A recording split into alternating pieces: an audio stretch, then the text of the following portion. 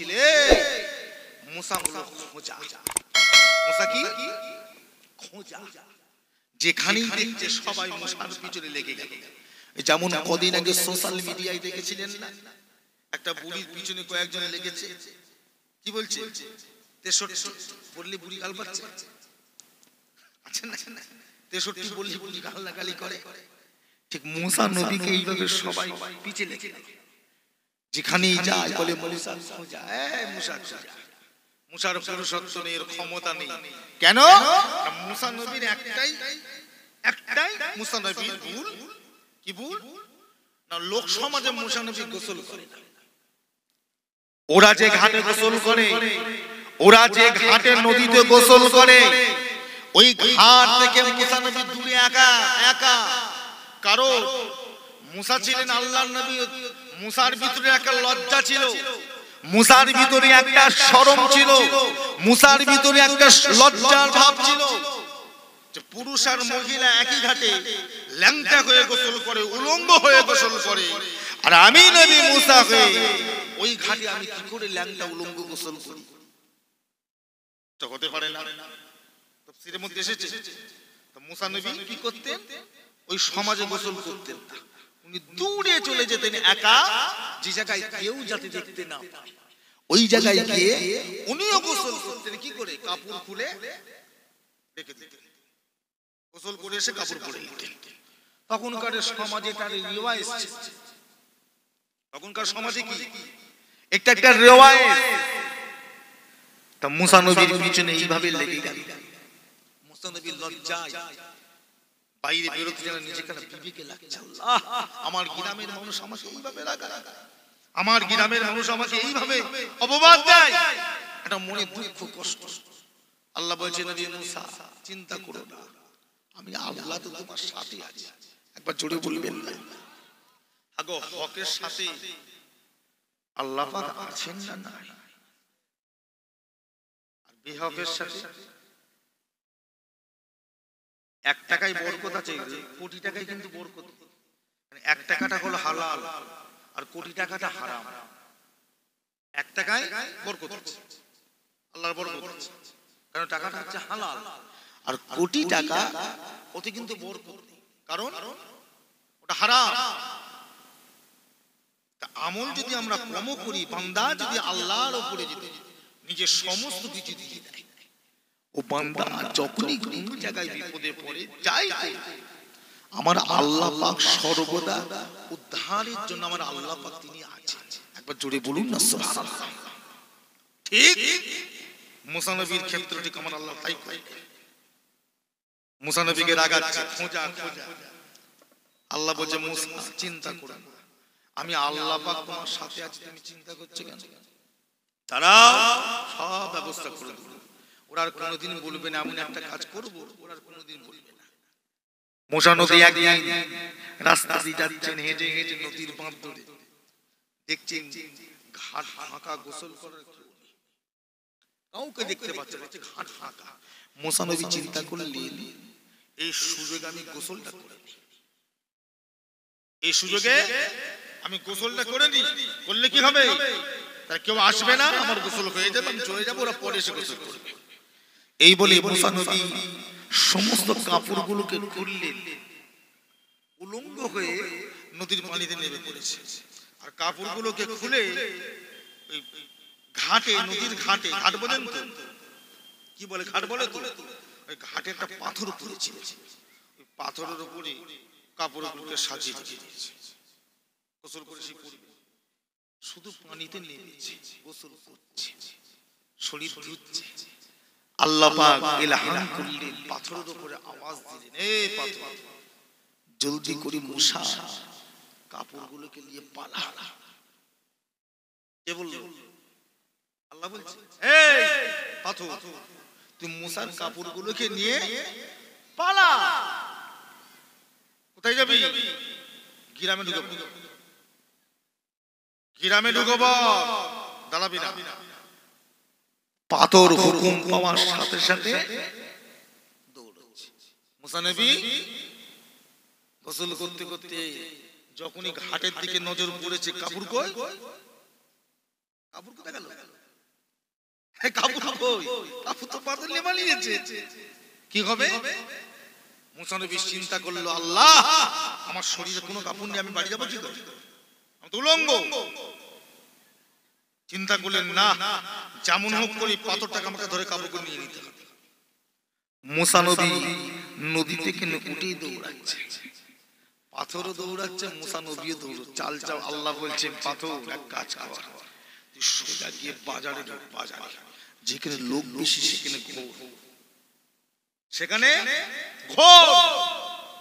খোদার হুকুমে পাথর দিয়ে লোক সমাজে ঘুরছে, আর মুসা নবী পাথরের পিছনে পিছনে দাঁড়া বাবা, দাঁড়া বাবা, দাঁড়া বাবা, ওই উলঙ্গ ল্যাংটা অবস্থায় ঘুরছে।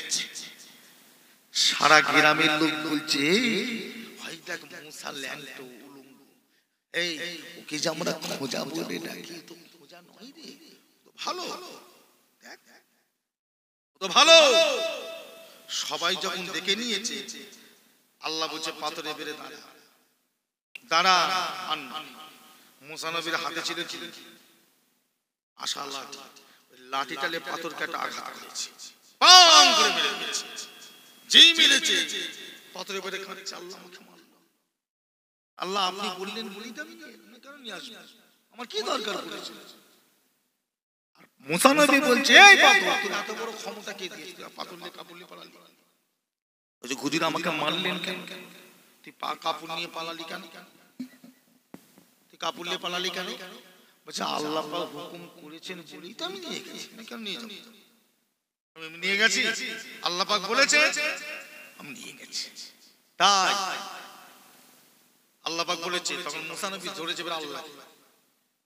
পৃথিবীতে যত নবী এসেছেন, একটা নবী আল্লাহর সঙ্গে ঝগড়া করেন, তিনি কে? মুসা নবী। একটা নবী মুসা নবীর সঙ্গে ঝগড়া করে, আল্লাহর সঙ্গে ঝগড়া করতেন। তা মুসা নবী বলছে, আল্লাহ আপনি কে হুকুম দিলেন কেন? আমাকে তো সারা লোক দেখে ফেললে, লজ্জা সম্মান তো সব গেল, আমার মান সম্মান কি থাকলো? আল্লাহ বলছে, মুসা তোমার মান সম্মান আমি আল্লাহ আরো বাড়িয়ে দিই, কারণ তোমাকে যে ওরা সব রাগাত, তোমার নিচে লাগতো, আজকের পর থেকে দেখবি আর কেউ তোমাকে রাগাবে না, কেউ আর তোমার পিছে লাগবে না। একবার জোরে বলুন না সুবহানাল্লাহ। এইভাবে অত্যাচার করেছে, অত্যাচার মানে আল্লাহ পাক তবু ওই অত্যাচারের মাঝে, জালেমদের মাঝে, অন্ধকারের মাঝে তিনি তিনার প্রদীপটা আমার আল্লাহ জ্বালিয়ে রেখেছে।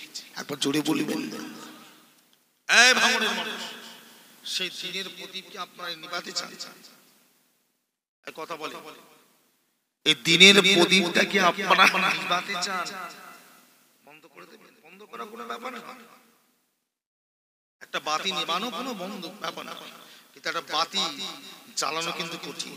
কত রকম ব্যবস্থা করে তবে লাইটটা জ্বলছে। কি এই লাইটটা কত রকম ব্যবস্থা করে, কোথায় কারেন্ট, কত রকম কায়দা কৌশল করে তবে লাইট জ্বলছে, কিন্তু এই লাইটটাকে বন্ধ করা কোনো ব্যাপার নয়। শুধু ওই জায়গাটায় গিয়ে একটা সুইচটা টিপলে বন্ধ হয়ে যাবে। করতে কত সময় লেগেছে, কিন্তু বন্ধ করতে 1 সেকেন্ডের সময় লাগে না। আল্লাহর দ্বীন ইসলাম শরিয়াত যে ভাঙনের জমিনে অন্ধকার, সমস্ত রকম ভণ্ডামি, সমস্ত রকম নোংরা বাজে কাজগুলোকে দূরে ঠেলে ফুরফুরার মুজাদ্দিদুজ জামান যা আমাদের কাছে আমানত হিসাবে আল্লাহর দ্বীন ও শরিয়াতকে রেখে গেলে, এটা কি নিয়ে কি আপনারা বন্ধ করে দেবেন? কথা বলে বাঁচতে হবে তো, মরতে হবে তো, কবরে যাবেন তো নাকি? কি করবেন কবরে গিয়ে? কবরে গিয়ে কি করবেন? কবরে গিয়ে করবেন যাবো তো মুখের কথা, আচ্ছা আচ্ছা, কিন্তু কবরটা কি মনে করছেন খুব সহজ জায়গা নাকি? কবরের মতন কঠিন কোন জায়গা? হাসরের থেকে কঠিন হচ্ছে কবর। কবর এমন একটা ভয়ঙ্কর জায়গা, হাসরের মাঠের থেকে কঠিন হলো কবর। এই কবর যদি কেউ সামলে নিতে পারে, আগামী হাসর, ফুলসিরাত, মিজান সব সামলে নেবে। কবরটাকে সামলানোটাই কঠিন, কারণ কবর কাউকে ছাড়বে না। কবর এমন একটা জায়গা, কবর থেতলে ওই চাঁটা কলে যেমন পেশাই কথা বলবেন, জাঁতা গেলে কি হয়? পেশায়। ওই রকম কবর পেশাই করে ফেলবে। কে বাঁচাতে যাবে? হাদিস পাকে তো আল্লাহ রাসূল পরিষ্কার বলেছে, প্রত্যেকটার মানুষের কবর দুপাশের মাটি এসে বান্দার সঙ্গে কি করবে? মুলাকাত করবে, পেশাই করবে। শরীরের হাড় হাড্ডি গোস্তগুলো ধুলোর মতো বালুর মতো পুড়িয়ে ফেলবে। এই যে কবরের চাপ, এই যে কবরের একটা কঠিন চাপ, এই চাপটা সহ্য করবেন কি করে? যে এই খাবারের মানুষ বসে আছেন কেন? আল্লাহ পাক আছেন না? না এই কথা বলে ভালো হবেন না। দাদা হুজুরের ভক্ত দাদা হুজুর বাঁচাবে? দাদা হুজুরের মুরিদ বলে কি দাদা হুজুর বাঁচিয়ে দেবে নাকি? দাদা হুজুর করে গলা ফাটাচ্ছেন, দাদা হুজুর আমার জিন্দাবাদ, দাদা হুজুর জিন্দাবাদ। তোমার দাদা হুজুর তোমাকে বাঁচাতে পারবে? তোমার দাদা হুজুর কেন, তোমার দাদা হুজুরের 14 পুরুষ এলো তোমাকে বাঁচাতে পারবে না। কারণ তুমি দাদা পীর কেবলার ওসিয়াত নসিহত, দাদা পীর কেবলার কথা মতন চলো। মুখে দাদা হুজুর ঠিক আছে, কিন্তু কর্মগুলো, কাজগুলো কথা বলেন না কেন? তোমার দাদা হুজুর তোমাকে বাঁচাতে পারবে তো? তোমার দাদা হুজুর কেন, দাদা হুজুরের 14 পুরুষ যদি আসে তোমার মতো মানুষকে বাঁচাবার ক্ষমতা নেই। কারণ তুমি তো দাদা পীরের আদেশ মানো না, তুমি তো দাদা পীরের হুকুম মানো না। শুধু নাম কি ওয়াস্তে সিলসিলায়ে ফুরফুরা, সিলসিলায়ে ফুরফুরা আমি দাদা পীরের বলি, কিন্তু কাজগুলো একটাও দাদা হুজুর। ভালো হয়ে যান, এখনো সময় আছে। যে দিনের জন্য, শরিয়াতের জন্য স্বয়ং আমার নবী পাকের চাচা, আমার রাসূলুল্লাহর চাচা হযরত হামজা রাদিয়াল্লাহু তাআলা নিজের কলিজা পর্যন্ত কাফেরদের হাতে তুলে দিয়েছে। একবার জোরে বলবেন না? কি নিয়েছিল না? নবী পাকের চাচা জানের কলিজা কেটে বের করেছিল না? কে? হিন্দা। হিন্দা কত জালে রাসূলুল্লাহর চাচা জানে বুকটাকে ছিঁড়ে কলিজাটাকে বের করে দাঁত দিয়ে চিবিয়েছে, কামড়েছে। কামড়েছে আর বলেছে, এই তুই এখন যাবি কোথায়? হ্যাঁ, নিজের বাপ দাদু ধর্ম ত্যাগ করে মুহাম্মদকে মানবে, তুই এখন যাবি কোথায়? দাঁতে করে কামড়েছে, কামড়ে চিবিয়েছে আর বলেছিল এই কথা। কি গো, আল্লাহ আমার নবীর সাথে সাথে নবী পাককে আল্লাহ ফলাফল দেখিয়ে দিলেন। আমার নবী দুনিয়া থেকে বিদায় নিয়ে দেখিয়ে দিয়েছে।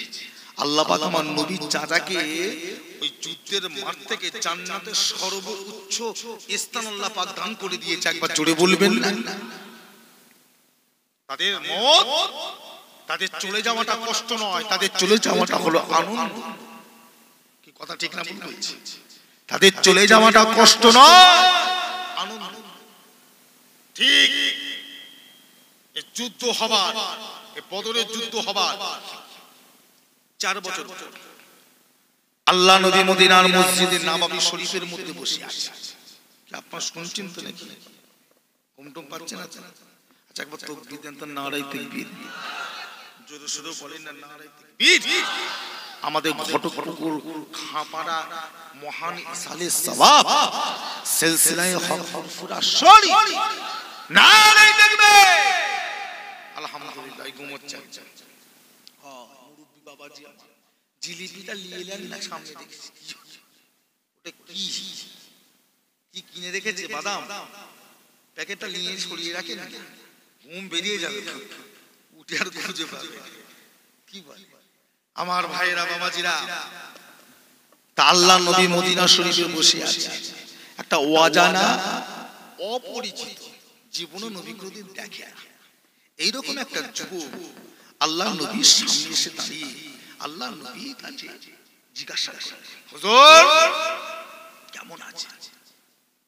আল্লাহ নবী তার কথার উত্তর দিয়ে জিজ্ঞাসা করলেন, কে বাবা তুমি? এই শুনবেন বাবা, তুমি কে গো বাবা? পরিচয়। ছেলেটা সাথে সাথে জবাব দিলেন, ইয়া রাসূলুল্লাহ বিমাল্লাহ নাম, হুজুর বিয়াদবি মাফ করবেন, আমার নাম হলো ওয়াইসি।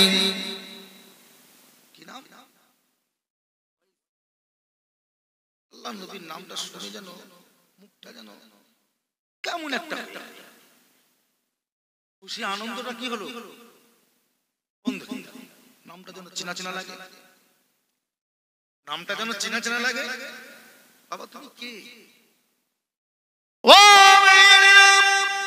আল্লাহ নবী দিন দুনিয়া মাদিশা যখন বললেন ছেলের না সঙ্গে সঙ্গে আমার দিনের আমার নাম হলো ওয়াইসি। আল্লাহ রাসূল বলল তোমার নামটা যেন পরিচিত পরিচিত লাগে, তোমার নামখানা জানো আমি রাসূলুল্লাহর কাছে জানো জানা জানা লাগে, তোমার পরিচয়টা আমাকে একবার দাও। ও বাবা ছেলে তুমি কি সেই ছেলে যে ছেলে আমার চাচাকে শহীদ করেছিলে?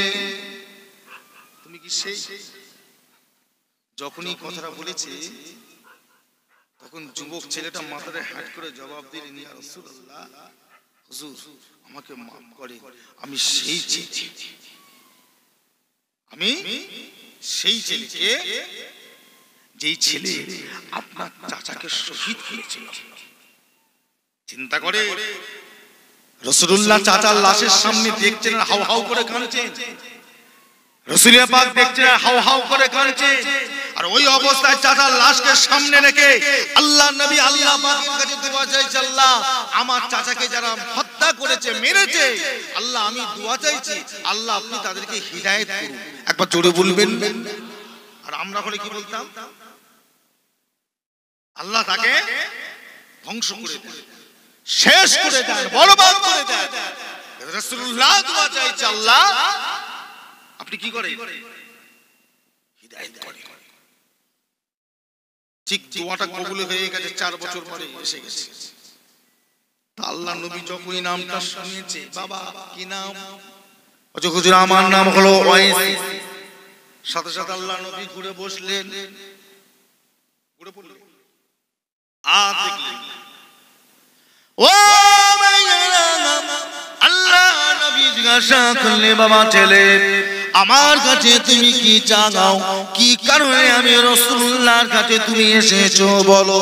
ছেলেটা ওই সময় জবাব দিলেন হুজুর বিয়াদবি মাফ করে দেন, আমি আপনার কাছে এসেছি আপনার হাত ধরে কলেমা বলে মুসলমান হয়ে যাব। যে নবীর চাচাকে হত্যা করেছে সে এসেছে মুসলমান হতে। দোয়া কথা বলবেন তো। আর নবী যদি বরদোয়া করতেন কি হতো? আল্লাহ নবী যদি বরদোয়া করতেন কি হতো? থাকতো তো কিছু। মক্কার জমিন, মদিনার জমিন, আরবের জমিন বলে কিছু থাকতো? কি করতো? ওই লূত নবীর জামানায় যেমন আল্লাহ জমিনকে কি করেছে? ভেতরে ভরে দিয়েছে। বড় বড় গ্রাম, বড় বড় পাহাড়, বড় বড় গ্রাম, লক্ষ লক্ষ মানুষকে আমার আল্লাহ ভূমিকম্পের মতো কি করেছে? কাঁপিয়ে কাঁপিয়ে ভেতরে ঢুকিয়ে দিয়েছে লূত নবীর জামানায়। আমার নবীর সঙ্গে যে অন্যায় করেছে, আমার নবী যদি একবার চোখটাকে খালি ঘুরিয়ে দিতেন আল্লাহ কি করতো? সুনামি করে দিতেন। আমার নবী কি তাই করেছিলেন? সেই নবীর উম্মত নিয়ে আপনি এত কঠিন কঠিন কাজগুলো করছেন কি করে? ক্যারাম বোর্ড খেলছেন, তাস খেলছেন, জুয়া খেলছেন, যত রকম অসৎ কাজ, নোংরা কাজ, খারাপ কাজ করছেন কি করে? রাসূল পাক মুখটাকে ঘুরিয়ে চুপ করে বসে বসলেন। বাবা আমার কাছে কি করতে এসেছো? বাবা বলছে আমি আপনার হাতে হাত দিয়ে আমি হুজুর কলেমা পড়ে মুসলমান হতে চাই। আল্লাহ নবী বলেন তা ঠিক আছে, হাতটা বাড়াও। মুখের দিকে কিন্তু তাকাই না, মুখটা কিন্তু অন্যদিকে। যেই শুনেছে সেই ছেলে ওই যে রাসূল পাক মুখটা ঘুরিয়ে নিলেন, দ্বিতীয়বারের মতো আর কিন্তু মুখটা ঘোরাই না, মুখটা অন্যদিকে করে হাতটা বাড়িয়ে দিয়ে বললে বাবা এই নাও ধরো কলেমা পড়ো। ছেলেটাকে যুবকটাকে ধরে আল্লাহ রাসূল কলেমা পড়ে মুসলমান করে নিলেন। একবার জোরে বলুন না সুবহানাল্লাহ। নবী বলে হয়েছে যে খুশি, যাও। কোথায় যাবো? কোথায় যাবো? চলে যাও, যেটা ইচ্ছা চলে যাও। কেন? আপনার কাছে যে মুসলমান হয়, আপনাকে যে নবী বলে মেনেছে সেটা আপনার কাছেই থাকে। আপনার কাছে ওটা বাসা, সবই তো আপনার কাছে। হুজুর আমাকে চলে যেতে বলছেন কেন? আমি কোথায় যাব? আল্লাহ নবী বললেন, বাবা, ও বাবা ছেলে, যত সময় তুমি আমার কাছে থাকবে আমি রাসূলুল্লাহ তোমার মুখটা আমি দেখতে পারবো না গো। তোমার মুখে দিকে তাকালে আমার চাচার কথা আমার মনে পড়ে যায়, আর যখনই আমার চাচার কথা মনে পড়ে আমি রাসূলুল্লাহ আমি আর সহ্য করতে পারি না, আমি ঝরঝর করে বসে বসে কাঁদে। ও বাবা যুবক, যা চলে যাও বাবা, আমার কাছ থেকে চলে যাও। আমি রাসূলুল্লাহ দুনিয়াতে যতদিন বাঁচবো তোমাকে নিষেধ করে দিলাম, ততদিন আমার সামনে তুমি আসবে না। যখনই আমার সামনে আসবে তোমার মুখটা দেখলে আমার চাচার কথা মনে পড়ে যায়।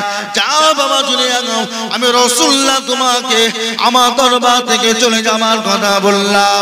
যুবকটা কোনো কথা না বানিয়ে মনে দুঃখে কাঁদতে কাঁদতে মদিনা থেকে চলে যাচ্ছে।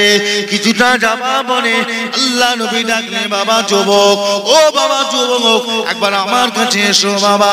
যুবকটা আবার এসে দাঁড়িয়েছে, মনে মনে করে আমার নবী মনে হয় আমাকে মাফ করে দেবে, আমার নবী মনে হয় আমাকে ক্ষমা করে দেবে।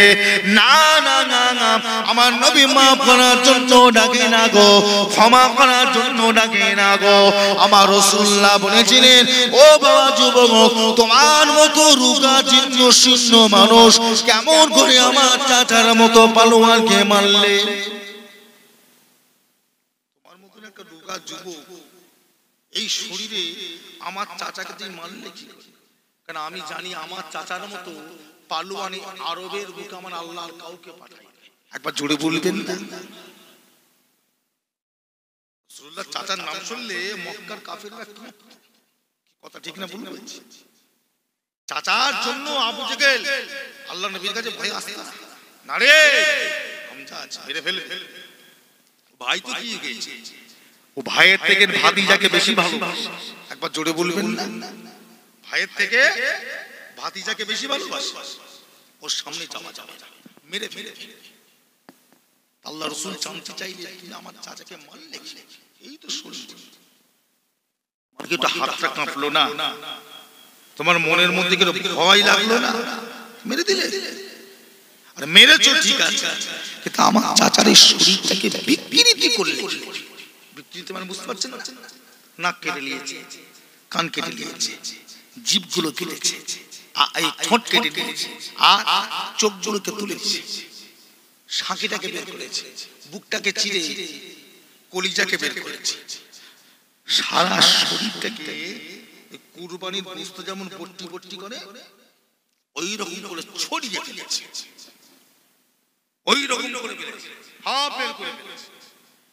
রাসূল পাক এটাই জানতে চাইলে, বাবা তোমার কি তো হাত কাঁপলো না? মেরেছো ঠিক আছে, এই কঠিন করুণ অবস্থাটা তুমি করলে। তখন যুবকটা মাথাটা হিট করে আর বলে, হুজুর আমি আপনার চাচাকে মেরেছিলাম, কাজটা করেছিল কে? কাজটা করেছিল কে? হিন্দা। মেরেছিল কে? ওয়াইসি মেরেছিল। আরে হিন্দা কি করেছিল? টুকরো টুকরো করেছিল। ইয়া রাসূলুল্লাহ, মেরে যে ঠিক কথা, কিন্তু আপনার চাচার এই করুণ দৃশ্য আমি করি, আমি মেরে দিয়ে পালিয়েছিলাম, আমি যুদ্ধের মাঠে জানি না কি হয়েছে। রাসূলুল্লাহ জানতে চাইলে তুমি আমার চাচাকে মারলে কি? আমার এই শরীরে তার সামনে তুমি দাঁড়ালে কি? বলি ইয়া রাসূলুল্লাহ, আমি বললাম আমি যুদ্ধের মাঠে যখন দাঁড়িয়েছিলাম আপনার চাচা এমন ভাবে যুদ্ধ করছিল, লড়াই করছিল, আপনার চাচার সামনে যাবার মতো আমাদের কারো ক্ষমতা ছিল না, কারো শক্তি ছিল না। আপনার চাচার সামনে গিয়ে আমরা লড়াই করে মাথা তুলে দাঁড়াবো, মোড়ের মধ্যে একটা চেস চেপে গেল, আমি আর যুদ্ধ করবো না, আমার মূল টার্গেট হলো মুহাম্মাদের চাচা হামজাকে মারতে হবে। এই নিয়ত করে যুদ্ধের মাঠটা ছেড়ে আমি দূরে একজনকে কাছে একজনকে সঙ্গে করে নিয়ে দাঁড়িয়ে গেলাম। জীবনে যুদ্ধে জিততে পারবি না। কেন? মুহাম্মাদের চাচা হামজা যত সময় দাঁড়িয়ে থাকবে ও কারোর ক্ষমতা নেই যুদ্ধ জিতে যাবে। যুদ্ধ জিততে গেলে কি করতে হবে? আগে মুহাম্মদ সাল্লাল্লাহু আলাইহি ওয়াসাল্লামের চাচা এই হামজাটাকে আগে কতল করতে হবে। আমি একজনকে দিয়ে সে শাইখটাকে বুঝাতে লাগলাম, তুই ভয় পাবি না, আমি তো সাথে আছি, চিন্তা করবি না। একটাই কাজ, তরোয়ালটাকে নিয়ে নবী মুহাম্মদ সাল্লাল্লাহু আলাইহি ওয়াসাল্লামের চাচার সামনে গিয়ে দাঁড়িয়ে দুকা বোকা দিবি, তোকে মারতে আসবে, তোকে মারতে আসবে, তুই 10 পা পিছিয়ে চলে আসবি, 10 পা পিছিয়ে আসবি, আবার এক পাজাবি মারার জন্য দুকা দিবি, আবার 10 পা পিছিয়ে আসবি। এই করে করে কোন রকমে এই হামজাকে একবার যুদ্ধের মাঠ থেকে আড়ালের দিকে একবার এই কাজটা বাদ বাকিটা আমি এই বড় পাথরটার গায়ে লুকিয়ে থাকবো, আর তুই কোন রকম খালি এনে দে, আমি পিছন থেকে মুহাম্মদ সাল্লাল্লাহু আলাইহি ওয়াসাল্লামের চাচা হামজার উপরে আমি হামলা করে পিছন দিক থেকে মেরে দেব। কথা বুঝছেন তো হুজুর? এই পরিকল্পনা নিলাম, এই যুক্তি করে ওকে পাঠিয়ে দিলাম। ও ঠিক আমার কথা মতো কাজ চালু করে দিয়েছে। আপনার চাচার সামনে গিয়ে কি করছে? যুদ্ধের নাটক করছে। যুদ্ধের কি করছে? নাটক, ভঙ্গিমা। আপনার চাচা মনে করছে যুদ্ধ করতে চাইছে, এক হাত যায়, যেই মারতে আসে 10 পা পিছিয়ে আসে, আবার এক পা আগায়, যেই মারতে যায় আবার 10 পা পিছিয়ে আসে। এই রকম করে আপনার চাচাকে কোন রকমে যুদ্ধের মাঠ থেকে দল থেকে ছিন্ন করে যখন আমার আড়ালের দিকে পাথরের দিকে এনেছে, আর পাথরের আড়ালে আমি একা লুকিয়েছিলাম, আপনার চাচাকে একা সুযোগ বুঝে আমি পিছন থেকে আমার বল্লামটা লেমে মেরে দিয়েছিলাম। কোথা থেকে? পিছন থেকে মেরে দিয়ে ওকে বললাম তুই পালা। আমিও আমার নিজের জান বাঁচানোর ভয়েতে আমিও যুদ্ধের মাঠ ছেড়ে পালিয়েছি। দূরে দাঁড়িয়ে দাঁড়িয়ে দেখলি আল্লাহ পাক আপনার চাচারে দিয়েছে, ওই শরীর থেকে দমকলের মতো রক্ত বের হচ্ছে। ওই অবস্থাতে আমাকে ধরবার জন্য চেষ্টা করছে, দৌড়াচ্ছে, বললাম ভরা আছে শরীরে, চেষ্টা করছে কিন্তু পারছে না। ক্ষমতা কত সময়, যত সময় শরীরে রক্ত থাকে, তাই না? রক্ত শেষ, আস্তে আস্তে শরীর কি হবে? নতিয়ে পড়ে। হুজুর যুদ্ধের মাঠে আমাকে ধরার জন্য দৌড়াচ্ছে কিন্তু পারে না। আস্তে আস্তে বেশ কিছু সময় বাদে দেখলাম আমি লুটিয়ে পড়েছে, জমিনে গড়াগড়ি কাটছে, আর পারছে না। দূরে আমি দেখতে লাগলাম, আমার মনের ভিতরে একটা ভয় ঢুকে গেল। আমার হাতে আর কোনো অস্ত্র নাই, আমার হাতে আর কোনো অস্ত্র নাই, আমি যুদ্ধের মাঠ থেকে কেমন করে নিজেকে বাঁচিয়ে বানিয়ে যাব, এই একটা মনের মধ্যে ভয় ঢুকে গেল। দূরে দাঁড়িয়ে দাঁড়িয়ে লক্ষ্য করে দেখি আপনার চাচা বেঁচে আছে না মারা গিয়েছে। আপনার চাচা যদি মারা যায় ওই বল্লামটাকে আমাকে নিতে হবে নিজেকে বাঁচানোর জন্য। অনেক ধরে 4-5 ঘুরে ঘুরে লক্ষ্য করে দেখি আপনার চাচা নড়ে না, আপনার চাচা নড়াচড়া করে না। ওই অবস্থাতে আমি নিজেকে বাঁচানোর জন্য আপনার চাচার কাছে গিয়ে ওই বল্লামটাকে নিয়ে আমি আর দাঁড়ালাম না, সোজা বাড়ি চলে গিয়েছিলাম। এরপরেতে কি ঘটনা ঘটেছিল হুজুর আমি বলতে পারবো না। শুনে সঙ্গে সঙ্গে বলেছে বাবা যুবক আমার শোনা হয়ে গিয়েছে, কি করে আমার চাচাকে মেরেছো বাবা, যা চলে যাও। আমি রাসূলুল্লাহ তোমাকে নিষেধ করে দিলাম যতদিন দুনিয়া জমিনে আমি বেঁচে থাকবো ও বাবা সাহাবা যা চলে যাও, আমি রাসূলুল্লাহর সামনে তুমি আর আসবে না। তুমি যদি আমার সামনে দাঁড়াও তোমার মুখখানা দেখলে আমার চাচার কঠিন অবস্থাটা মনে পড়ে যায়, আর যখনই মনে পড়ে যায় আমি নিজেকে ঠিক রাখতে পারি না। আমি আমার চাচার জন্য সব ভুলে গিয়ে আমার চাচার কষ্ট কথা মনে পড়ে হাও হাও করে কাঁদতে লাগি। এইভাবে দিন প্রতিষ্ঠিত হয়েছে। ভাবছে সেই দিনকে কিরাম বোর্ড খেলে, তাস খেলে, জুয়া খেলে, মারামারি করে, বোম মেরে, বন্দুক মেরে নষ্ট করতেন তো। বাঁচবেন তো, বাঁচবেন তো। বাবার ক্ষমতা নেই ফাটাবে, আবার বলে যাচ্ছে আপনার দাদা পীরের আওলাদ বলছি। যদি কোনো আলেম উলামা হয় তাদেরকে জিজ্ঞাসা করলে যে হুজুর আমি দাদা হুজুরকে ভালোবাসি, দাদা পীরের নীতি আদর্শের উপরে মেনে চলি না, আমি আমার মতো করে দুনিয়ায় আমি সাজিয়ে গুছিয়ে চলি, হুজুর আমার দাদা পীরের কি ক্ষমতা আছে আমার মতো জাহেলটাকে বাঁচাবে? জিজ্ঞাসা করে দেখি কি বলে। আবারও বলছি দাদা পীরের 14 পুরুষ যদি কবর থেকে উঠে আসে আর আপনি যদি ভালো না হন, আপনার ক্ষমতা নাই, দাদা পীরের ক্ষমতা নেই আপনাকে বাঁচাবে।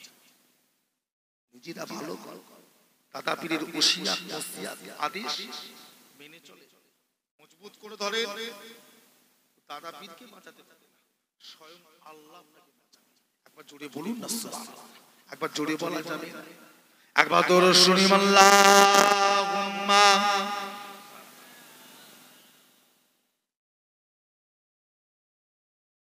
মাওলানা মুহাম্মদ ওয়া আলা আলি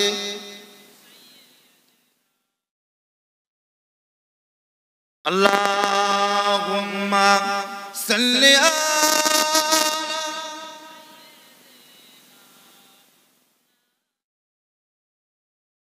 আলা আলি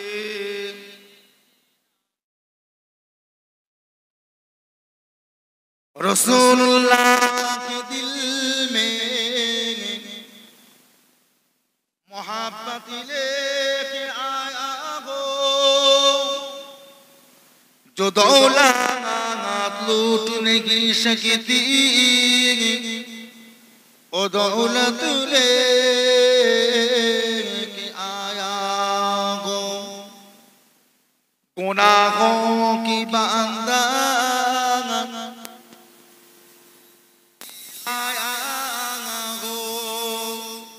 रसूलुल्लाह के दिल में मोहब्बत लेके आया हो, अल्लाहुम्मा सल्ली अला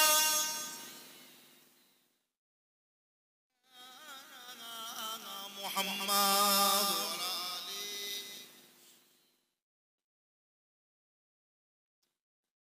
আমার ভাই জানেরা, আমার বাবাজিরা, আমাদের যুবক, আমার ছাপাড়া এলাকা দিনের জন্য শরিয়াত সাহাবা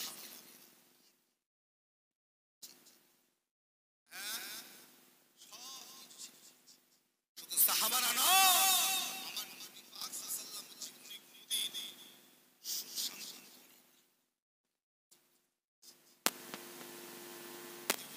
যাওয়া চোখে গিয়ে দেখি আসে, কি কঠিন জমিন, কি কঠিন, পা ফেলার কোনো উপায় নাই, খালি পায়ে যে ঘুরবে পা ফেলতে পারবে না, পায়ে বড় বড় ফসকা পড়ে, ফসকা পড়ে কি করো কি উত্তপ্ত, কিন্তু ঘাম হবে না।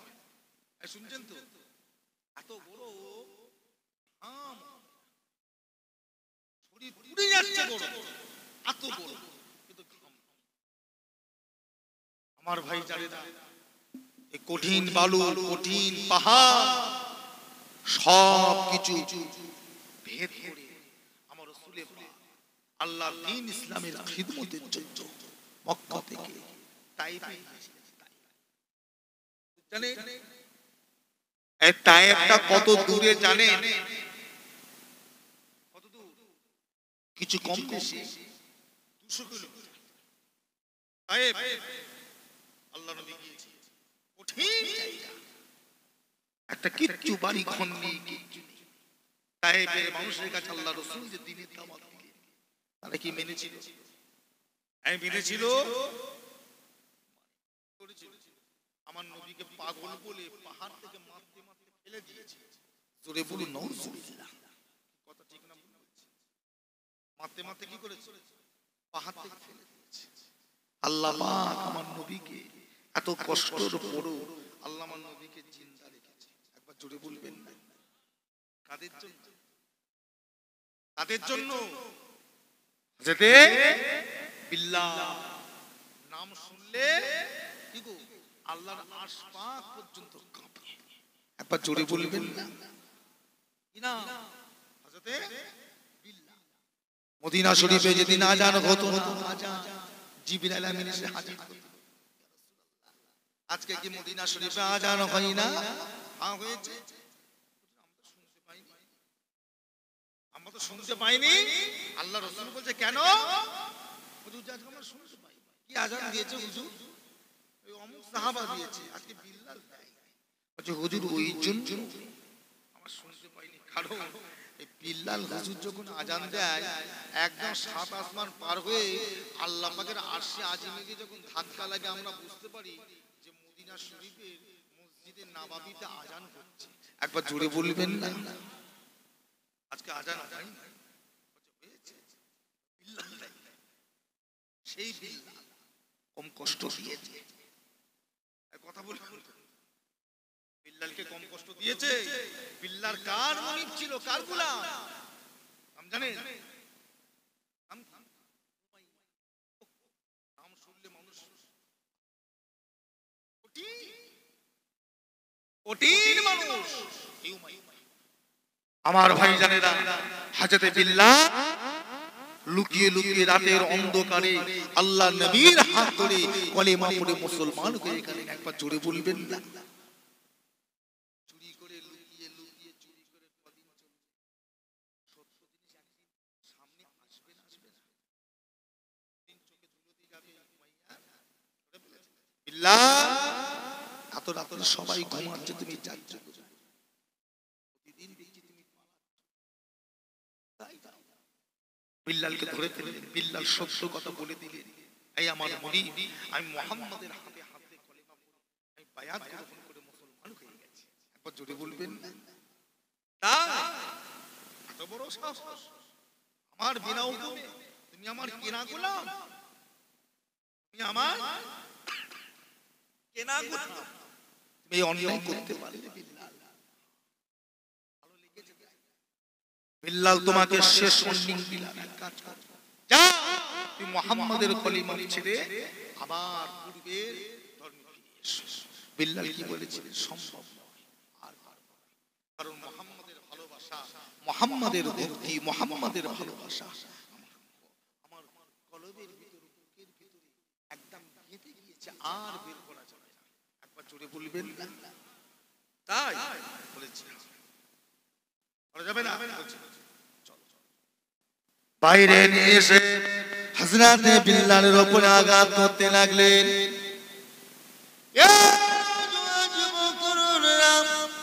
এত মেরেছিলেন, এত কষ্ট দিয়েছিলেন, হযরতে বিল্লালের শরীরের চামড়াগুলো ফেটে চচ্চাগুলো রক্ত ঝরিয়ে পড়ে আছে।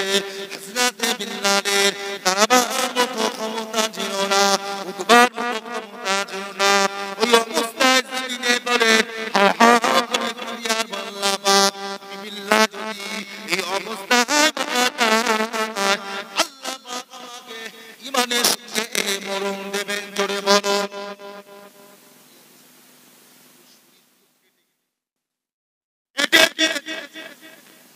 মেরে মেরে মেরে মেরে উমাইয়া হাঁপিয়ে গেছে, আর পাচ্ছে না, হাত আর উঠছে না, হাত উঠছে। কি করেছিলেন? হযরত বিল্লাল জমিনে লুটিয়ে আছে, বিল্লালের হাতে পায়ে দড়ি বেঁধে টেনে টেনে ফাঁকা জমিনে ভাগার বোঝেন না? এক কথা বলেন না, ভাগার বোঝে? যেখানে মোরা সব জিনিস ফেলে পশু, কি বলে? ভাগার ফেলে হাতে পায়ে দড়ি বেঁধে আর বলে এসেছি, বিল্লাল একটা রাত সময় পরিবর্তন যদি হও তাহলে রাতে ছেড়ে ছেড়ে কাল সকালে রেহাই পেয়ে যাবে, পরিবর্তন না হও এখানে তোমাকে মেরে দেওয়া হবে।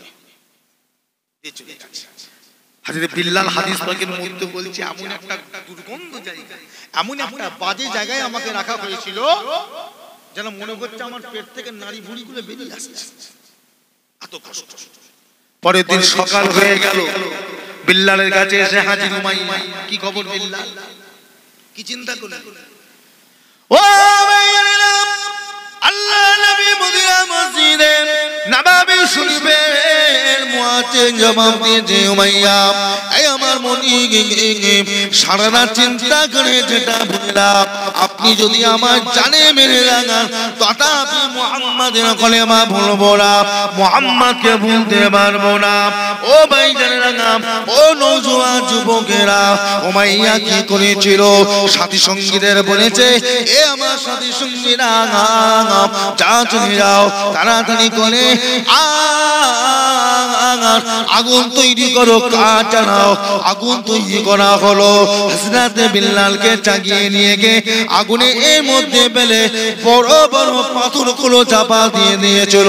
হযরতে বিল্লালের শরীরের চামড়াগুলো গলে গলে ফেটে ফেটে গলে গলে চামড়াগুলো পানির মতো গড়িয়ে গড়িয়ে আর আগুনে পড়ে পড়ে আগুনটা নিভিয়ে গিয়েছিল।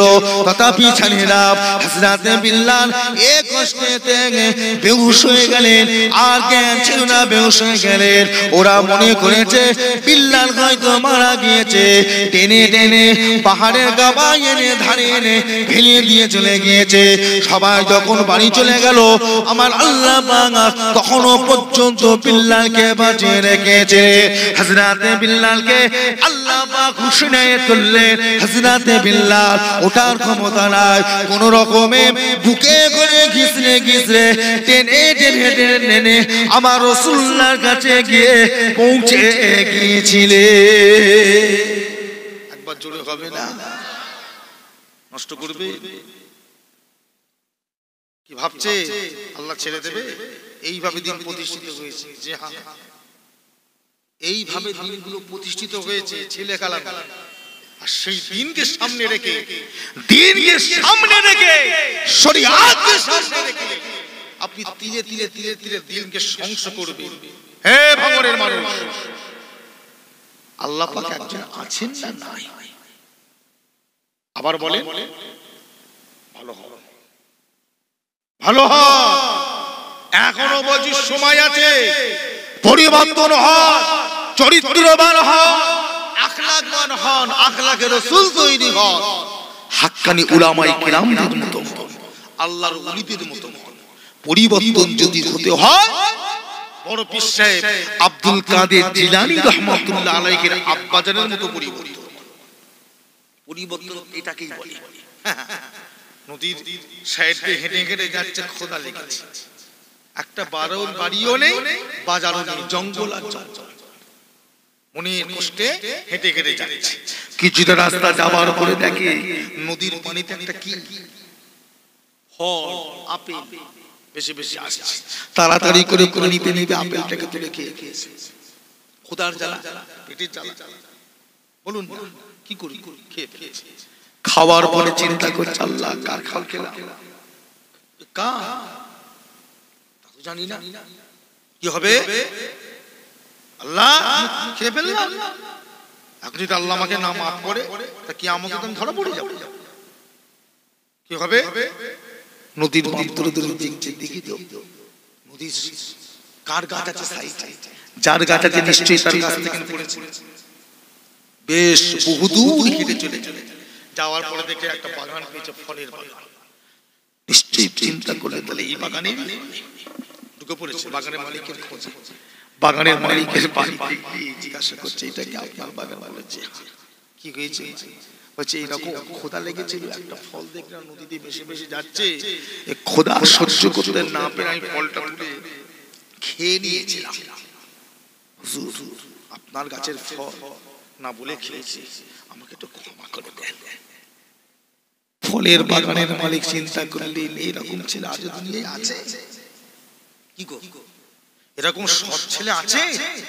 উনিও সুযোগ নিলেন, না আমি মাফ করবো না, আমি মাফ করবো না। কেন হুজুর? তুমি খেলে খেলে, হুজুর খেয়ে ফেলেছি, মাফ করে দেন। না, মাফ করবো না। আল্লাহর ওলি বড় বিশ্বাস করতেন, আব্বা যান চিন্তায় পড়ে গেল, হুজুর কি করা যাবে, মাফ করে দেন হুজুর, আল্লাহ আমাকে ছাড়বে না, জাহান্নামে হয়ে যাবে, বাবা মাফ করবো না। অনেক জিদাজিদি করার পরে বাগানের মালিককে রাজি হলেন, হ্যাঁ মাফ করতে পারি একটা শর্তের উপরে, আমার বাগানে এখন তোমাকে পানি দিতে হবে, যাও পানি দাও, প্রত্যেকটা গাছে করে পানি দাও। কয়েক বছর পানি দেওয়া হয়ে গেছে। বলছে হুজুর এবারে মাফ করবেন না? ক্ষমা করবেন না? বলছেন না, আরো পানি দিতে হবে। আবার পানি দিচ্ছে, আবার পানি দিচ্ছে। এইবারে বাগানে মানে চিন্তা করে এরকম ছেলে দুনিয়ায় পাওয়া তো কঠিন, এই একটা সুযোগ আছে, তাহলে আমার জামাই এরকম ছেলে পাওয়া যাবে? কথা বলবেন তো?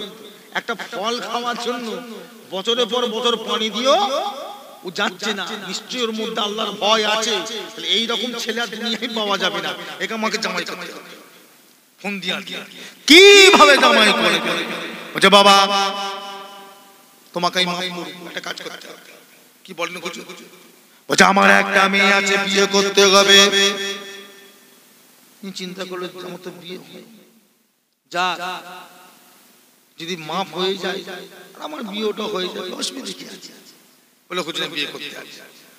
ও বাবা যুবক, তবে একটা কথা শুনে রেখে দাও, আমার যে মেয়েটার সঙ্গে তোমার বিয়ে দেব, ওই মেয়েটা কিন্তু চোখে দেখতে পায় না, চোখে কানা, হাতে লুলো, পায়ে খোরাপ, মুখে বোবা, কথা বলতে পারে না।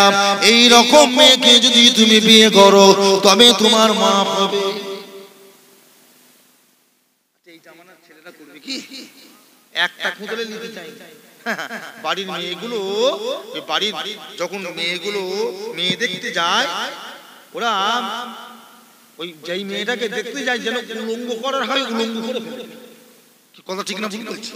সব খুলে খুলে দেখে, সব খুলে খুলে, চুল দেখছে, এই দেখছে, ওই দেখছে, আবার দেখছে কাপড় তোল, হাত গুলো দেখি মনে করছে কি বলে, এইটা কি বলে, মেকআপ টিকআপ করছে নাকি? কি কথা ঠিক না? পিঠ খুলে দেখে, বুক খুলে দেখে, এই দিক দেখছে, কি রে চিন্তা করছে, মানে ল্যাংটা করা দরকার হয় ল্যাংটা করে ফেলে। এই রকম করে কত দেখে দেখে নিয়ে এসেছে। এইবারে ধরেছে মা কোরআন শরীফ পড়া জানো? আর যে ছেলেটার জন্য মেয়ে দেখতেছে কোরআন শরীফ দূরের কথা, ও কোরআন শরীফ বানানি করে। কি কথা ঠিক না ভুল বলছি? একটা মূর্খর সঙ্গে বিয়ে দেবে, টাকা আছে, পয়সা আছে, ও চেষ্টা করছে তুই কোরআন শরীফ পড়া জানা। এই রকম ভাবে আমাদের সমাজে দেখবে একদল মানুষ আছে, কি ভাবছে আল্লাহ পাক আছেন না, ছেড়ে ছেড়ে সব হবে।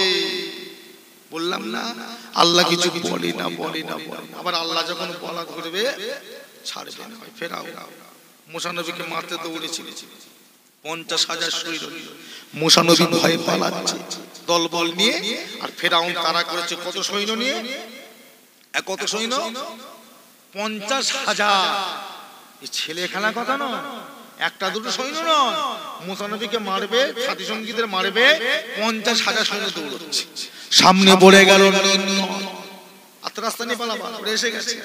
আল্লাহ বলছে মুসা এক কাজ কর, তোমার হাতে লাঠি ডালে পানিতে মারো।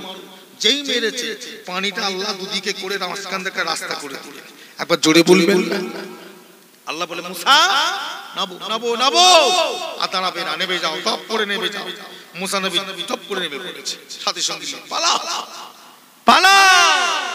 মুসা নবী চলে গেছে নদীর মাঝখানে। ফেরাউন এসে দেখছেন মুসা কোথায়, কোথায়? নদীর মাঝখানে। চিন্তা করলেন এই পালাচ্ছে মুসা, ধর।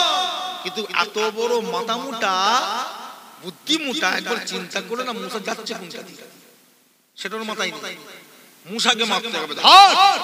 কিন্তু চিন্তা করলো না যে মুসা যে রাস্তাটা হলো কি করে, ওই রাস্তা কে করলো? ও মনে করে হয়তো আগে থেকে বাবা কালীর রাস্তা তৈরি করা আছে, সেটা দেখে।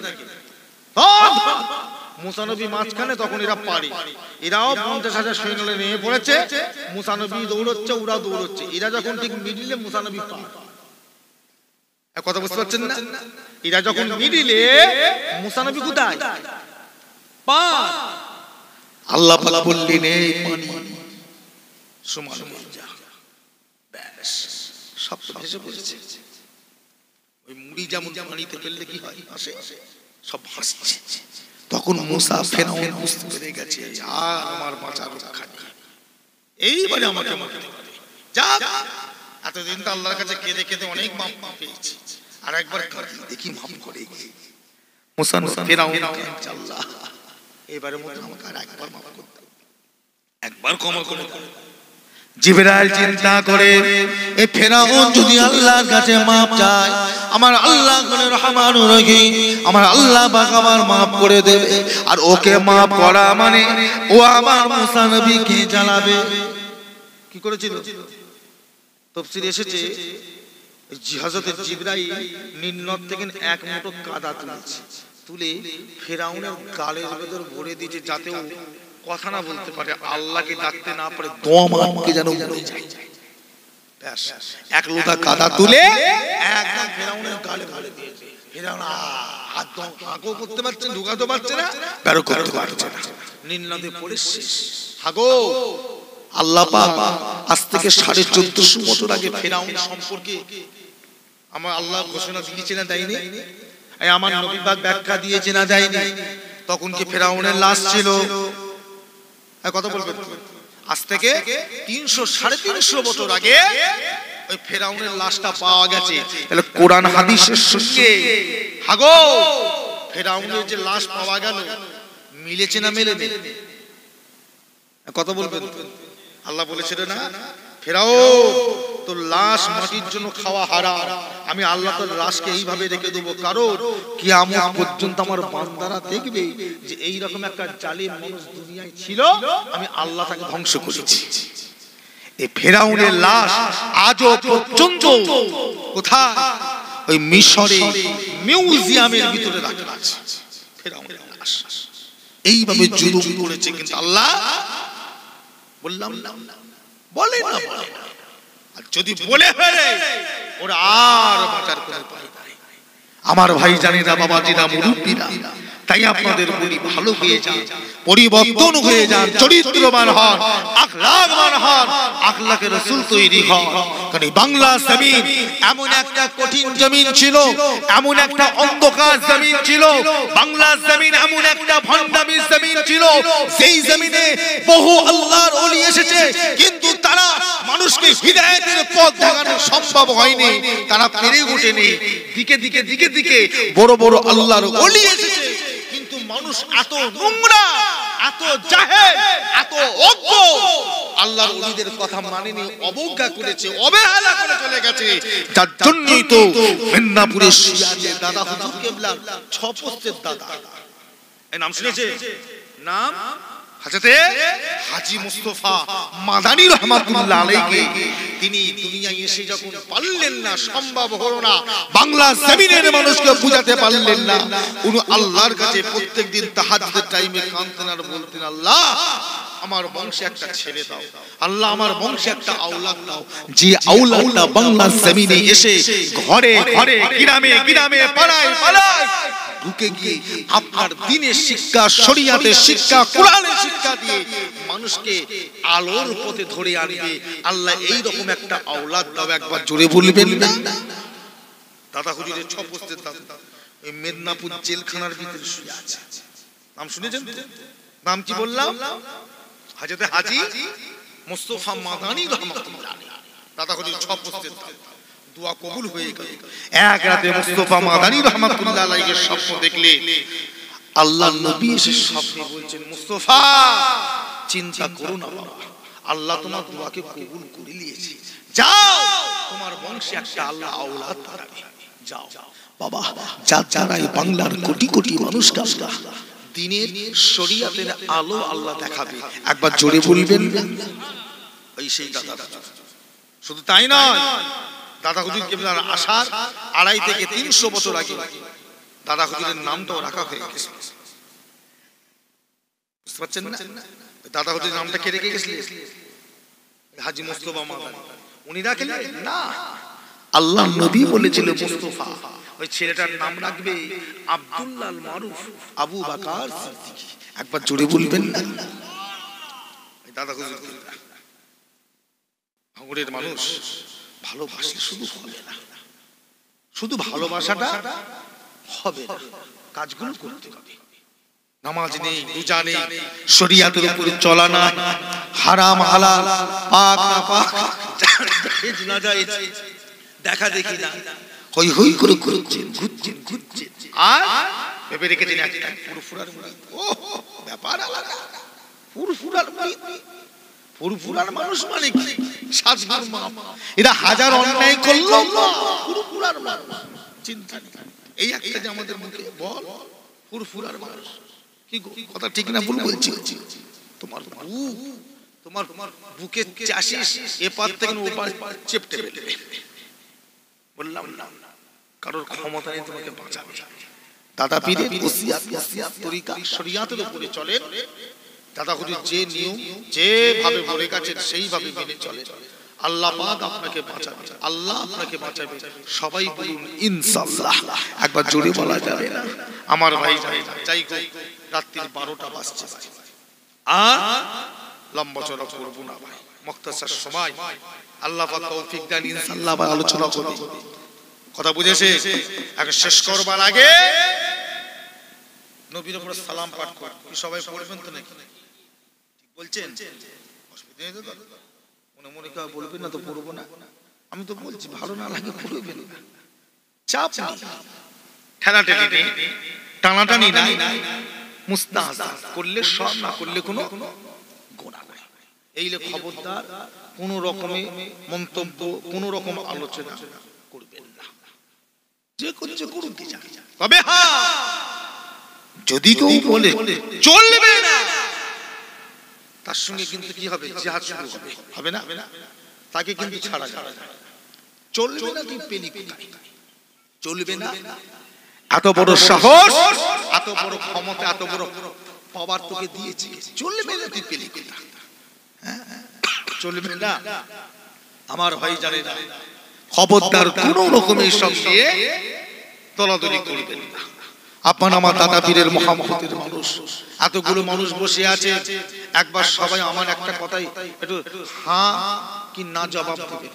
এতগুলো মানুষ বসে আছে, আচ্ছা বলে দাদা পীর কেবলা রহমাতুল্লাহ আলাইহির ওসিয়াত নসিহত, তিনার আখলাক চরিত্র, কথা বার্তা বা সিলসিলা টোটাল যা কিছু আছে, এদের উপর কি এই খামারা ভাঙর ঘটকুকুরের কোন মানুষের কি সন্দেহ আছে?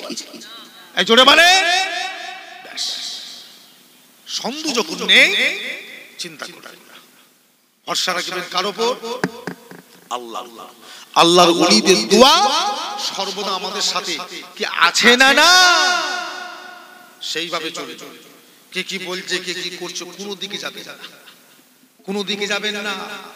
দাদা হুজুর কেবলার দরবারে যাতায়াতটা ঠিক রাখবেন, তবে যত পারবেন কম যাবে, বেশি যাবেন না। এই কথা শুনছে? দাদা হুজুরের দরবারে যত পারবেন কম যাবেন, বেশি যাবেন না। বেশি জিনিসটা আবার অতিরিক্ত খারাপ। মেজো হুজুর কেবলা বকাবকি করতেন, যে কোনো জিনিস বেশি বেশি ভালো না। মেজো হুজুর কেবলার সঙ্গে মানুষ দেখে দেখতে যেতে, কে গো বাবা? হুজুর আমি। কে গো বাবা? হুজুর আমি। ঘন ঘন যদি 2-4 বার এরকম হয়ে যায়, মেজো হুজুরকে রাগ করতে, কি খবর, কি করছিস এত ঘন ঘন? খবরদার পীরের দরবারে বেশি আসা যাওয়া করবে না। বছরে একবার আসবে, 2 বার আসবে, যাও ফুরফুরা শরীফে দাদা হুজুরের ইসালে সবে একবার আসবে। আর মন যদি চায় মাঝে এসে আর একবার ঘুরে যাবে। বেশি বাবা পীরের দরবারে ঘোরাফেরা করলে বাবা, পীরের সঙ্গে তোমার যে মহাব্বত ভালোবাসা আছে কি হবে? কমে যাবে। যাকে তুমি বেশি ভালোবাসো তার থেকে তুমি একটু দূরে দূরে থেকো, এতে ভালোবাসাটা কি থাকে? এক কথা বলবো, ভালোবাসা মজবুত থাকে। নতুন নতুন খাবার, নিত্য নতুন খাবার বেরোয় চায়ের দোকানে, বেশ ভালো লাগছে খেতে। সকালে খাই, বৈকালে খাই, বৈকালে খাই, সকালে খাই। এক সপ্তাহ খাবার পরে আর খেতে চাই, আছে না? এরকম খাবার আছে না? কেন? অতিরিক্ত ভালোবেসে ফেলেছে। ভালো ভালো ভালো অতিরিক্ত ভালোবেসে ফেলেছে, আর ভালো লাগছে, আর ভালো লাগছে না, মুখে লাগছে না, কিন্তু ওটাই ছিল ওর কাছে প্রিয়। ঠিক এইরকম যাকে তুমি বেশি ভালোবাসো তার থেকে চেষ্টা করো দূরে দূরে থেকো। আমার ভাই জানে দাদা হুজুর কেবলার দরবারে যাবে, ফুরফুরা শরীফে ঠিক যাবে, তবে বেশি বেশি খুব যদি দরকার থাকে যাবে, আর না হয় একবার বছরে যাবেন দাদা হুজুর কেবলার ইসালে। কি কথা মনে থাকবে? এই কথা মনে থাকবে?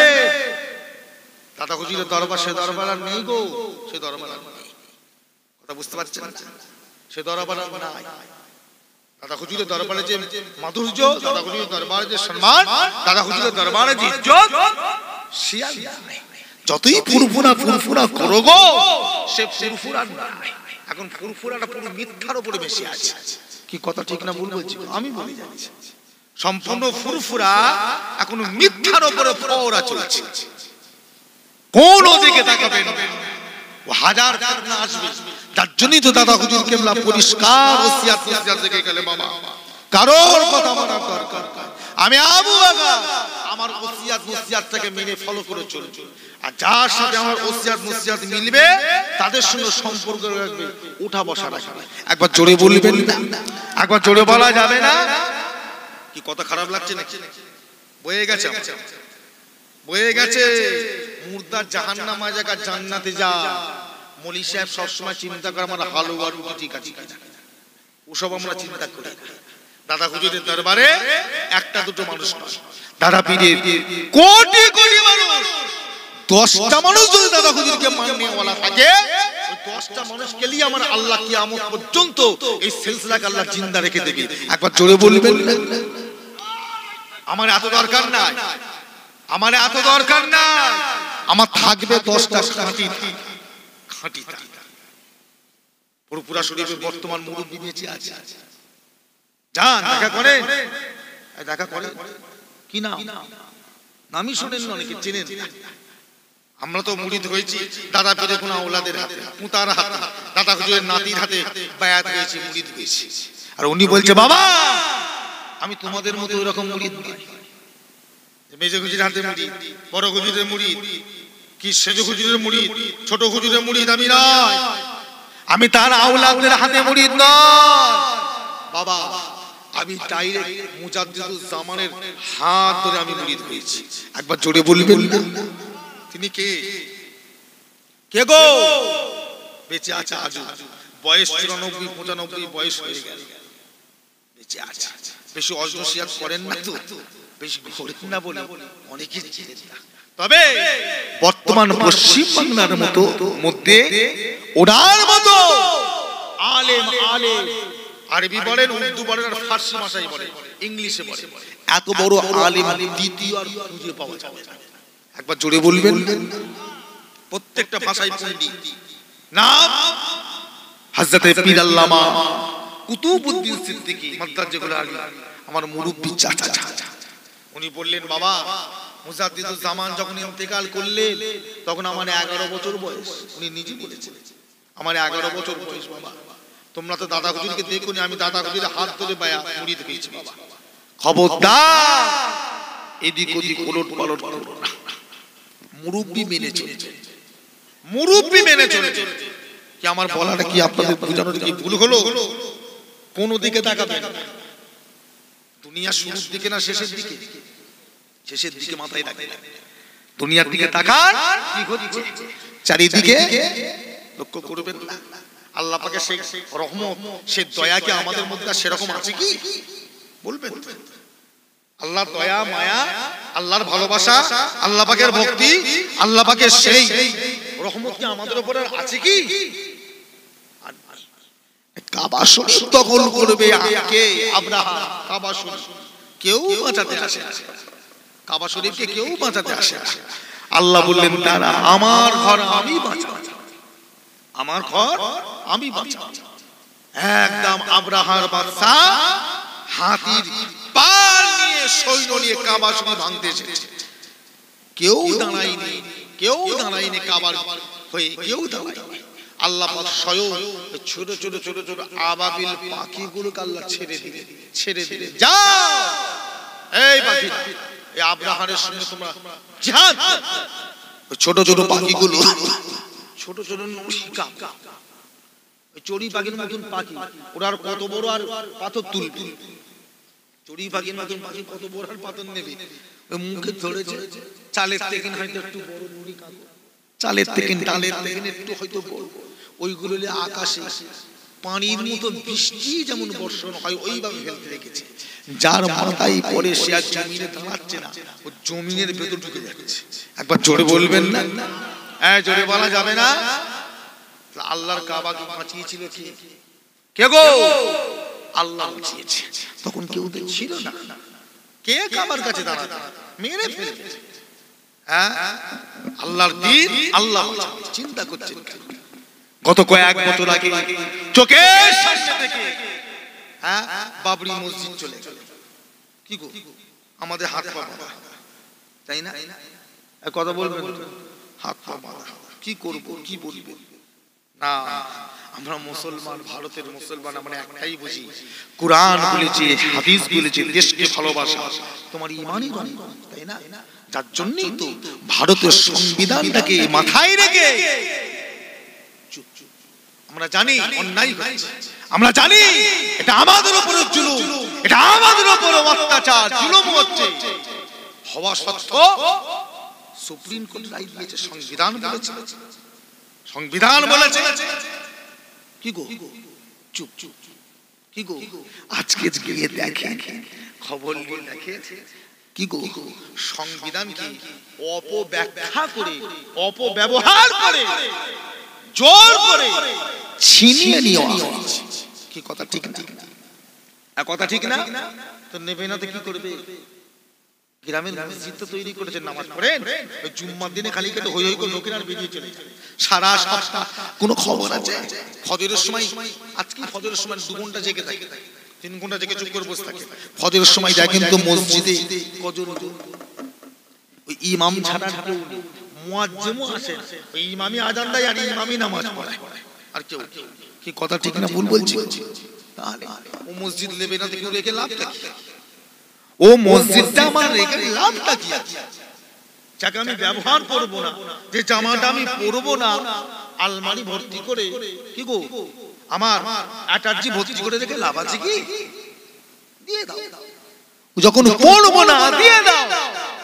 আজ যদি মুসলমান যদি শরিয়াতের উপরে চলে মেনে ঠিক মতো যদি মসজিদগুলোকে নিজের মতো করে ব্যবহার করত, হাগো কারোর ক্ষমতা আছে, কারোর ক্ষমতা আছে বলুন, একটা আঁচড় কাটবে, আগামী দিনে আরো অনেক কিছু দেখতে হবে। তারা ভালো যদি না হন, অনেক কিছু দেখতে হবে। কি ভাবছেন, ভাবছেনটা কি? এই দুনিয়া সত্যের বিচার করতে পারে না, মিথ্যার বিচার করতে পারে। যদি তাই না হতো, বিশ্বের প্রত্যেকটা দেশ জানে, জার্মান হিটলার বলে একটা সরকার ছিল, যে হিটলার 10 লক্ষ 60 লক্ষ 60 লক্ষ ইহুদিকে হত্যা করেছিল। খ্রিস্টান হয়ে ইহুদিকে হত্যা করেছিল। তাম বিশ্বের প্রত্যেকটা দেশ থেকে নিন্দা গিয়েছিল। এই আপনার কি নাম বললাম, হিটলারের উপরে ধিক্কার গিয়েছিল, থুতু দিয়েছিল। হিটলার, তুমি এমন একটা কাজ করলে কি করে, মানুষগুলোকে হত্যা করলে কি করে? হিটলারের মনে কথাটা খুব দুঃখ লেগেছিল, সব দেশ আমার বিপক্ষে, আমি একা। ঠিক আছে, আমি আর মারবো না, যা মেরেছি আর মারবো না। কিছু বেঁচে আছে, কিছু বেশি কিছু বেঁচে আছে, ওদের কারণে মারলো না। কিন্তু ওরা বিশ্বাস করছে না, যদি আবার মেরে দেয় তো জানের ভয়েতে, বাঁচবার ভয়ে ওরা পালিয়েছে। আর হিটলার মনে দুঃখ বলেছিল, বিশ্বের মানুষ, বিশ্বের মানুষ মনে রেখো, তোমরা আজ আমাকে খারাপ বলো, আগামী এমন একটা দিন আসবে, সেদিন আমার নাম ধরে তোমরা ধমনী দেবে, আমাকে তোমরা ধন্যবাদ দেবে, আমাকে তোমরা সঠিক বলবে, আমাকে তোমরা খারাপ বলতে পারবে না। ঠিক তাই? কি কথা ঠিক না ভুল বলছি? হিটলার বলেছিল কথাটা, আমি খারাপ, ঠিক আছে, বুঝবে পরে হারে হারে, বুঝবে পরে হারে হারে। এরা জান বাঁচানোর ভয়েতে এরা পালিয়েছিল। আফ্রিকার প্রত্যেকটা দেশের কাছে সাহায্য চেয়েছে, কেউ দিল না। আপনার আমেরিকার প্রত্যেকটা দেশের কাছে সাহায্য চেয়েছে, কেউ দিল না। ইউরোপের প্রত্যেকটা দেশের কাছে সাহায্য চেয়েছিল, কেউ দিল না। শেষে এরা কি গো, আমাদের এশিয়ার শেষ প্রান্তে একটা দেশ আছে না, দেশটার নাম কি? নাম কি? ফিলিস্তিন, প্যালেস্তাইন। ওই প্যালেস্তাইনের ধারে এসে ওরা কি করছে? সাহায্য চাইছে, তোমরা আমাদের বাঁচাও, তোমরা আমাদের বাঁচাও। আর মুসলমানদেরকে তাদের নেতা শিখিয়েছে মানুষকে সাহায্য করো। তাই না? আমাদের নবীর শিক্ষা, মানুষ বিপদে পড়েছে যা দেখো না, তুমি দেখো মানুষ, তুমি দেখো মানুষ, মানুষে মানুষকে সাহায্য করে, এটাই আমার নবীর শিক্ষা। সেই শিক্ষাই ওই গাজার মুসলমানেরা, প্যালেস্তাইনের মুসলমানেরা, অসহায় এই লাঞ্ছিত বঞ্চিত এই ইহুদিদেরকে জায়গা দিয়েছিল যে তোমরা এই জায়গাটায় থাকো, এই জায়গায় তোমরা বসবাস করো। এই ইহুদি জাত এমন একটা জাত যাদের সম্পর্কে হাদিস বলছে, রাসূল বলছে, পৃথিবীতে সবার সঙ্গে তোমাদের বন্ধুত্ব হবে, আপন হবে। দুটো জাতি কোনোদিন তোমাদের আপন হবে না, সব জাতি তোমাদের আপন হবে। এক নাম্বার হলো ইহুদি, আর দ্বিতীয় নাম্বার হলো নাসারা। নাসারাটা কারা? বর্তমান যারা খ্রিস্টান তারা। আর এক নাম্বার হলো ইহুদি। নবী বলেছে এরা কোনোদিন তোমাদের আপন হবে না। সত্যি তাই, বাস্তব মিলিয়ে এদের জাতটা হলো কি জানেন? সোরের জাত। কত বুঝতে পারছেন? এদের স্বভাবটা হবে সোরের মতো, কারণ এরা সোর ছাড়া কিছু খায় না। এদের মূল খাবার কি? সোরের গোশত। ওদের নেচার, ওদের অবস্থা দেখবেন সোরের মতো, দেখবেন ওদের সোরের মতো, ওদের আপনাকে বড় চরিত্র। এই সোরের জাত ইহুদিরা কি করলো? অসহায় মানুষ জায়গা দিয়েছে। এই যেমন বাংলাদেশ 10 লাখ মায়ানমারকে জায়গা দিয়েছে, রোহিঙ্গারা থাক, তোরা এখানে থাক, খাওয়া দাওয়া দিচ্ছে। ওরা এখন যদি কামড়াতে কামড়াতে কামড়াতে কামড়াতে বাংলাদেশ দখল করে বাংলাদেশে আদি ভূমি যারা তাদেরকে যদি পেটে, কেমন হবে? কেমন হবে? কথা বুঝছেন না? ঠিক ওই রকম এই প্যালেস্তাইন, ইসরায়েল, ওই ইহুদিরা প্যালেস্তাইনের উপর হামলা করে একটু একটু একটু করতে করতে বর্তমান 80 থেকে 85% দেশ দখল করে নিয়েছে। সবাই জানে, তাম বিশ্ব জানে সত্য কথা, কিন্তু সত্যের কোনো বিচার নেই। বললাম সত্যের কোনো বিচার নেই আমার ভাই জানেরা। তাই আপনাকে বললাম, বলছি আল্লাহ পাকের আজও সময় আছে, তওবা করে আল্লাহর হয়ে যান। আল্লাহ পাক আপনাকে আসমানি গায়বী মদদ দিয়ে আমার আল্লাহ আপনাকে বাঁচাবে। একবার জোরে বলবেন না? জোরে বলা যাবে না? যাই হোক, মুখতাসার করলাম, দোয়া করবেন, দরবার শরীফের সঙ্গে সম্পর্ক রাখবেন। কারণ অনেক মানুষ আমাদের দ্বারাই, আমাদের ব্যবহার, আমাদের কথাবার্তা, নানান রকম সোশ্যাল মিডিয়ায় অনেক কিছু দেখে না, আমাদের দাদা হুজুরের দরবারের উপর বা দাদা হুজুর আওলাদের উপর যে একটা মানুষের খারাপ ধারণা এসে যাচ্ছে। কি কথা ঠিক না? এই কথা ঠিক না? খবরদার, একটা সাজানো বাগানে, বড় একটা বাগানে কিছু কিছু আগাছা কুগাছা থাকবে, ও থাকবে, ওলে ভেঙে পড়লে হবে না। দাদা হুজুরের বাগান বাগানে আছে, ও আগাছা কুগাছা থাকবে, ও নিয়ে চিন্তা করে মাথা ঘামার দরকার নাই। আপনার মূল টার্গেট আপনার পীর ও মুর্শিদ মুজাদ্দিদ ইসলাম। কি কথা ঠিক না? বলবো যাতায়াত রাখবেন, সম্পর্ক রাখবেন।